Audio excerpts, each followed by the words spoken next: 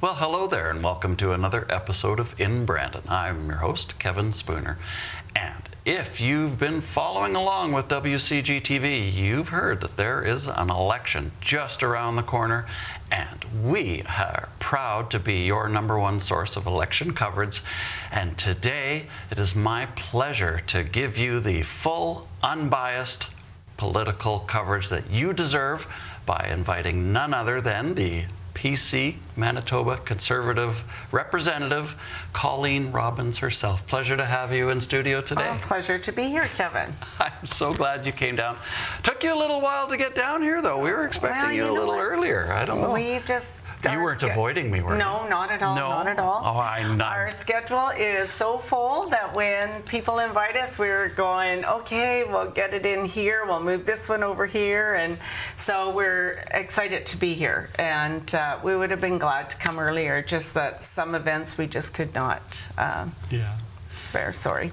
But you do bring up an interesting talking point that we didn't actually cover it when we met when you got to the studio, and that is the events that you are attending in the Spruce Woods riding. One of the criticisms of Spruce Wood residents was that they weren't feeling represented at their community events. Can you give us an example of some of the community events you've attended? Ever since I've been nominated, I went to the Rivers Parade, I went to Oak Lake Parade, I went to Wawanesa Parade, I went to Surrey's Parade, I went to an accessibility dock at Rivers to watch the opening for it. I've been at the pancake breakfast in Oak Lake. I'm having coffee parties tomorrow morning in Oak Lake. Coffee party? Yeah, and Monterey Estates on Thursday. And I'll be in Holland on Friday. And I'm going to be at the Wawanesa Fair and the Glenbrook Fair and Pancake Breakfast in Glenborough this weekend. So yeah, I'm hitting every event, everything I can be, and some really neat events. I was at Carroll. We have the horse trials there. Oh yeah. There were the most amazing thing. I didn't even realize. I knew we had these, but I never realized how big it was. And all the horse... It was just a fun day there also. I've been to Oak Lake Beach Days. So I've been at several events and still going. I think several is a bit of an understatement there. You rattled off a lot of events right off memory. Yeah. And we weren't even expecting to talk about them. That was pretty well done. I think you've answered the criticism that Spruce Woods residents are feeling underrepresented. Well done. But we should get to know you and what your background is. What can you tell us? Yeah, I was born in Deloraine, Manitoba, which is in the West Bend area. Raised there, and then when I finished school, I came here to Brandon and took my licensed practical nurse at ACC. Unfortunately, that was the mid-'80s and there was no jobs without experience. So I had family in Vancouver. So BC was looking for every job I applied for, I got. So it was I went out there, got some experience.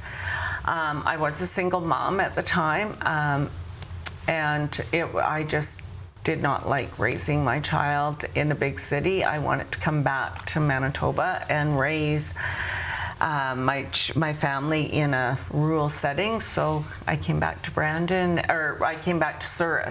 And I chose Surrey because I always thought it was a beautiful little community, but I didn't have a job at the time. So I thought, well, I'll get to Surrey, I'll apply in Surrey, I can go to Reston, I can go to Hartney, I can go to Brandon, Boissevain, Deloraine. There's lots of jobs within an hour of driving.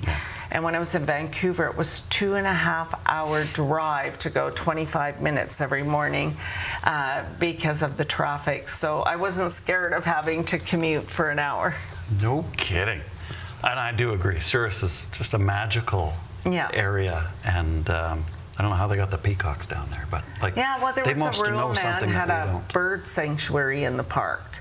And then I think the peacocks just became wandering, and they just became I love them. I think they're pretty. They're quite often in my front yard. A couple years ago they were always in my backyard, but the other day I went to get into my car and 5 little babies and Mom right on my driveway. So yeah, it is really fascinating. Yeah. It is. I also understand that you've been involved in politics, I guess, most of your life. Is that fair? So I took Canadian politics in school. Always loved it. I just found it. Yeah, I just found it fascinating on how. I think the biggest thing that I found fascinating was policy. Is coming up with policies to decide how you're going to govern. And when I learned more and more about it, that's when I realized in my family we never talked politics. Right. At a later age, I realized now that my grandfather was definitely conservative, but I couldn't tell you today if my dad was or not, because nobody in that generation discussed what they were going to vote for. And I still get that sometimes at the door with the older, I don't like to tell who I'm going to vote for, and totally understand. Yeah, that was common. A generational thing, and definitely. So I just grew to love policies, and then when I came back to Manitoba from BC, I got involved in different conservative people, and Leanne Rowett was the one that really got me going. She was the MLA in Souris. I worked on her nomination. That was when I first got to go to convention and start doing policies and things that I've seen that I wanted to see, and brought those things forward. My latest policy that I brought forward was at a federal level is disability. My husband is on disability, had cancer during COVID, and literally we looked at the unemployment, and I think at the time you got it for 15 weeks or something like that. And I thought, you can get pregnant and go on unemployment for 18 months now. And I'm thinking, but you get sick with COVID and you can only have this long. There's a problem with that. We need to. Now, with him, we got to jump over to long-term disability, right? Canada pension. So that is a security, but you should at least get a year on unemployment, because you're getting a higher pay too, right, than you are from the CPP. So these are things that you bring forward, everyday life stuff that you do, and you get to put that in front of the people that might make this possibly happen. So that's what got me involved, is wanting to do better for all of us and life experiences. Wonderful sentiment. Now, of course, it begs the question, what is different from working behind the scenes to being in the hot seat? Well, definitely different in the door knocking.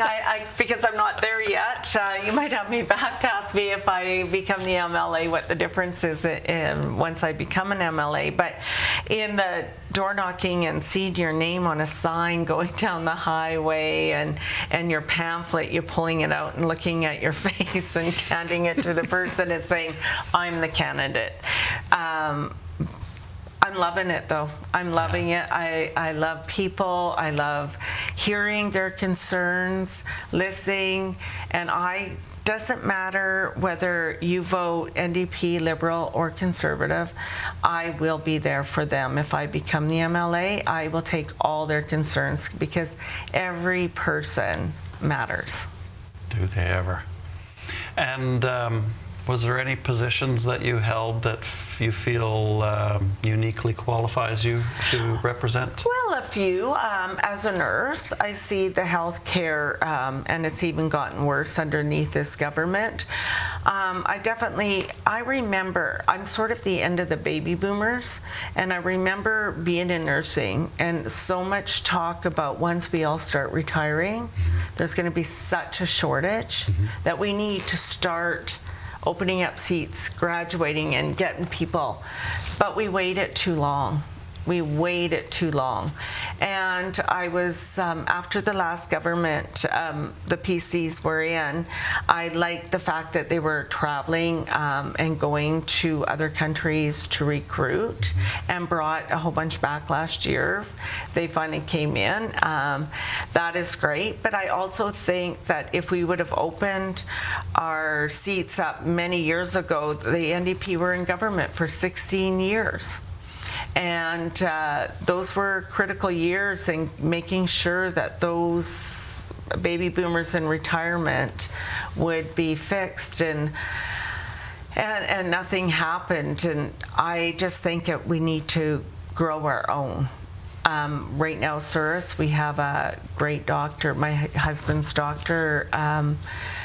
She grew up for a few years in Souris and lived here and came back to Souris, and we love having her.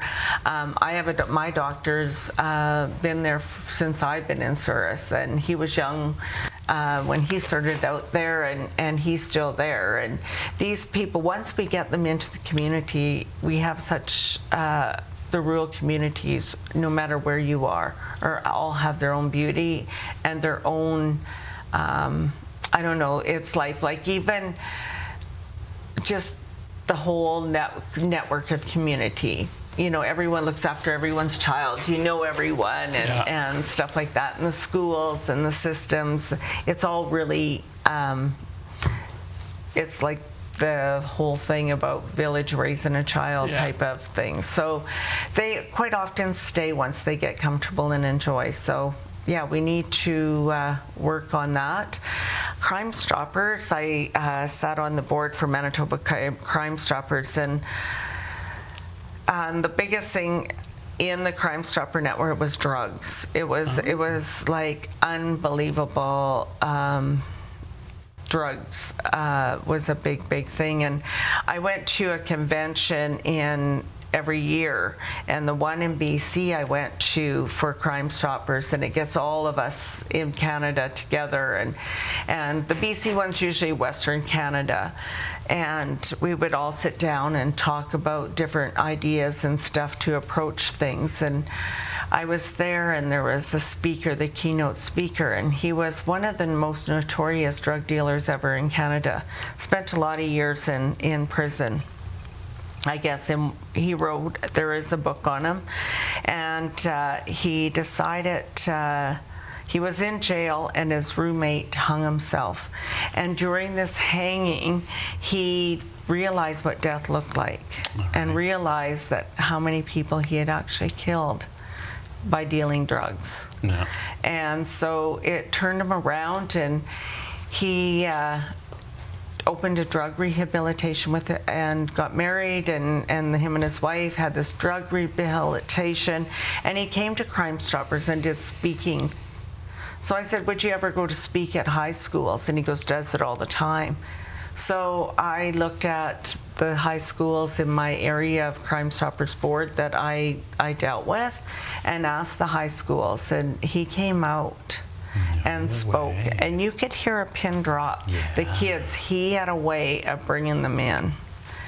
Anyway, the exciting part about him, he ended up being a MLA in Saskatchewan, and I think it was Rosetown, if I remember correctly, until a tape came out and saying that he was he was a fake and whole bit. So he stepped down and said, until this is investigated, I will have this step down, but this is all lies. Yeah. It ended up, before the investigation got finished, he ended up dying with hepatitis C from probably dirty needles and whatever, but it ended up coming to light that this tape was dubbed. No way. Yeah. So I always felt bad that he had to go before he was proven, but I know he knows. Yeah, it sounds like they were out to get him. Yeah, exactly. Yeah. But he did help so many people because he knew, and he said to those people on that stage to the kids, you take the path, there's nobody to blame for it. Nice. You take the wrong path, I took the wrong path. Yeah. It's up to me to get back on the right path. Yeah, and that is so true. Yeah. But we definitely need help for drugs. Drugs is big, and it was big back when I was on Crimestoppers, and it hasn't gotten any better, and to be honest, it's gotten worse. And I think along comes with this is crime comes after it, whether they're doing crime to get money to pay for their drugs or just crime to eat. I was at a Dollarama store in Winnipeg one day and sitting there, and this guy come and shoved and pushed me and then took all the chocolate bars out of the front, and off he was going. And I was just like, this is like crazy. You don't even feel safe shopping anymore. Wow, where was this? At a Dollarama in Winnipeg. No way. Yeah, and nobody ran after him. And the cashier, I said, like, I feel bad. And he goes, yeah, you don't know if he has a knife, a gun. You don't have a clue. So, yeah, it happens every day. Insane. I know. Brandon alone, since this government today has come into effect, it's like 50-some% higher against the national average in crime, and 72% above the national average for violent crime in Brandon alone. Really? Yes. So we need to stop the catch and release and get these criminals paying for what they're doing. Yeah, I think a lot of people would echo that sentiment. In fact, we just had a violent crime Yes. in Brandon not too long ago that I have not heard a resolution of it. So no, I haven't either. And ongoing problem. Yeah, ongoing problem. And I think just on the weekend they found a body on someone's yard. Yes, that's the one I was referring so to. I haven't heard anything. No, and yet. That's still hanging out there. Yeah. And I know. Don't like it when I know. It's like, but yeah, no, we need to defer the criminals, and one thing I think we also need to do by doing that is stop the catch and release policies. And we need to also, for the drug problem, instead of all these safe sites that BC has proven it does not work, instead of starting something that's been proven that doesn't work, getting help, like the Bruce Oak Recovery Center, these recovery centers, they are great. Mm-hmm. They, not everyone's going to recover the first time, but it gets them going, and they see the life that they've had while they were recovering that was so wonderful. And yes, some of them fall back, but they want to right away get back to that recovery to start again. My sister works at one in BC, and she said she does see repeat, but she hardly ever sees them come back the third time. Oh, that's a nice number. So, yeah. I do like that, and I bet you, I suspect anyway, that when you go to a structured rehab program, it's all new and a very different than what they're used to. So there's a bit of a... You're getting a meal 3 times a day. Yeah, exactly. And I bet you that's You're getting lots if you're not used to it, I bet you that's mind-blowing. Absolutely. And you probably do take a couple of times to work your way, integrate into that system. Exactly. Yeah, and you're clean. Everyone loves you. Like, the people that work in there, they're there because they care. It's like nurses. Yeah. When I was a nurse, that was my favorite part of nursing, was bedside manner and getting to be with the people and whatever. And I believe that's gone because of the shortage today. They don't have time to hardly have a coffee break than to sit down and really be with the people. But I feel for that. But that's the same with these recovery centers. Somebody loves you, somebody cares for you, somebody wants to do good for you. Yeah, they're just not handing you a needle to say, keep doing this, keep doing this. Right, and that's what the mobile needle clinics are. It's just, here's your needle, off you go back into your life. Yes, not exactly. our structured life. Exactly. And you do have to kind of amalgamate yourself into the new structure, right? Exactly.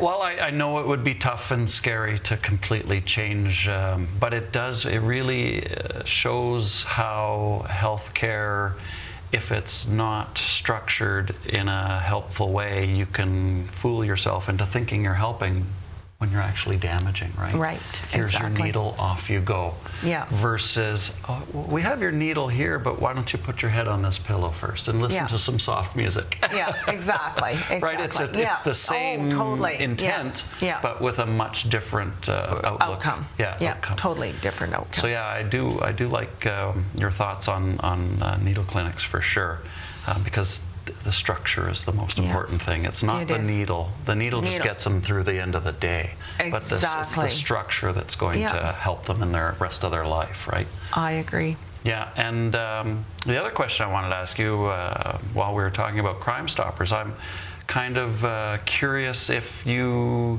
noticed anything that other Crimestopper jurisdictions are doing that help them gain exposure, because Crimestoppers, in my mind, the more exposure you get, the more valuable it becomes. Oh, totally. So what are some of the ways that we can help?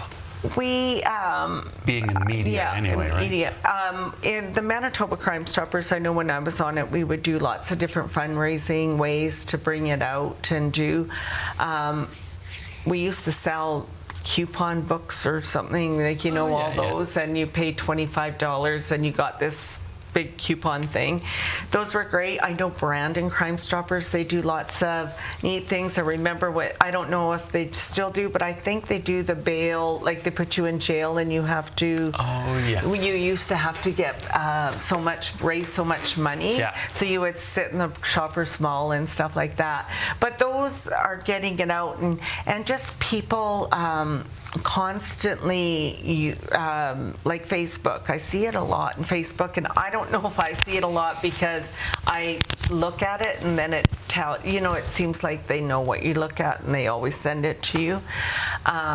One of my stories on, and it's a sad story, on being on Crimestoppers, is when Amber McFarlane went missing.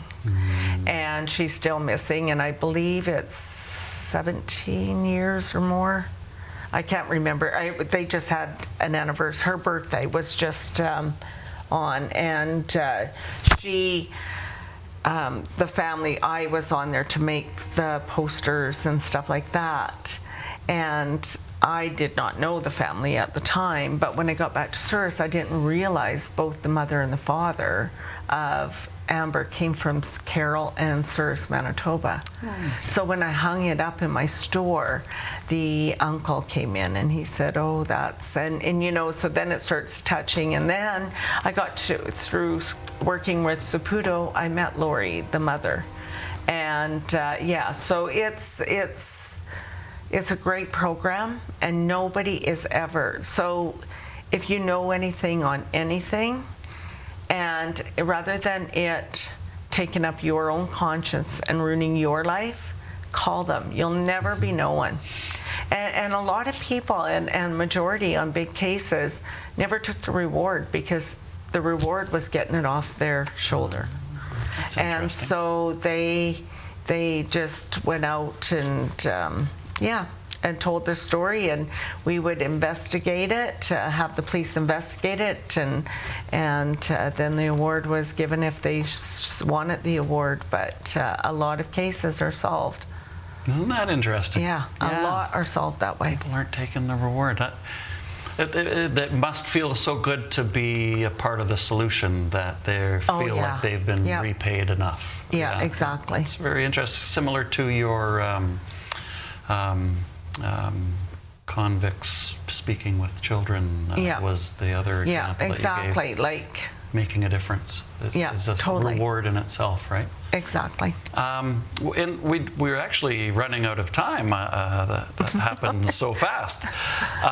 But what I wanted to at least give you an opportunity to do is to answer some of the criticisms that are being waged against the Manitoba Conservatives. Wab Canoes went on and made a Facebook video basically accusing the Conservatives of being corrupt, and he used those exact words. Exactly. So it's very strong language from Mr. Canoe, and I think you probably have a strong response that you'd probably like to put out there. I think that is like a totally awful word for the whole situation. I know all three of these people, and I don't think they were doing it as intentionally being corrupt. That's from the silica sand mining operation, right? Exactly. So they weren't being corrupt in the way they did something wrong, but they were doing it because they thought it would be best for Manitobans at the time, in getting our natural resources out, so we can become a great mining resource. And we were number 3 in the confidence of the mining people, and now we've fallen to, like, I believe it's 46 underneath this government. So but calling them corrupt, they had to Abi Khan quite accepted the auditor's report on it and apologized, and we have moved on. And no one here is, but I don't believe they were doing it as like criminals or whatsoever. They were doing it because they thought it was the right thing and trying to do something that they should have known better. I suspect a lot of people have similar stories. Exactly. When we dive right into all of that. You get into something and you just want to keep it going, and they say stop. Well, it's hard to just take but and you know what? I have not even once at all the door knocking ever heard anything be brought up on it. We are a new government. We've got a lot of new people sitting. We got a new leader, and Abby is doing so great when he's out there. I had so many as he's door knocked for me or at my kickoff, and have said, like, wow, this guy is so much fun. He is down to earth. You'll have to have him on one day. He is a great leader. He loves to have fun, but yet he will be the first to admit he's a learning leader, and he's learning very fast and very well. And he's got 3 years under, and he knows, and he's listening. And that is the main thing, is listening to the people, the right people, to tell you where we went wrong before and what this government today is doing wrong, that we'll get it right down the road. So. What a great way to finish off our time together. I'm so glad you came down and had a chat with us. Great. And I'm going to hold you to that offer of bringing the leader down here, too. That was a great idea. Thank you so much for coming down. I appreciate all of we asked you some tough questions. I thought you did handle yourself very well. Well, great. Thank you. I can't wait to do it again. Yes. Awesome. Great. Thank you. And I look forward to the people of Spruce Woods voting for me. I honestly will be a great MLA. I will be in your communities. I will be advocating for you at the Manitoba Legislature. And we'll see you at the debates? See you at the debate. Perfect. Well, you heard it. Come on out to the debates.